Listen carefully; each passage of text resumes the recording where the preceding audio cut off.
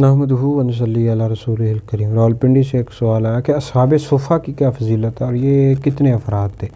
دیکھیں، صفہ کا مطلب چبوترا ہوتا ہے۔ مسجد نبوی سے متصل پیچھے کی جانب ایک چبوترا بنا دیا گیا تھا اور اس کی چھت پر جو کھجور کے پتے ہوتے ہیں ان کی چھت بنا دی گئی تھی، اور یہ جو صحابہ کرام علیہم رضوان تھے علم دین میں مشغول رہا کرتے، اللہ رب العزت کی عبادت میں، نبی کریم علیہ السلام کی صحبت میں رہا کرتے تھے، اور یہ مکہ کے مہاجر افراد تھے، اور ان کی جو تعداد ہے اس حوالے سے مختلف اقوال ملتے ہیں۔ ایک قول کے مطابق 200 تعداد پہنچتی ہے، اور بخاری شریف میں ہے کہ اصحاب صفہ کی تعداد 70 تھی۔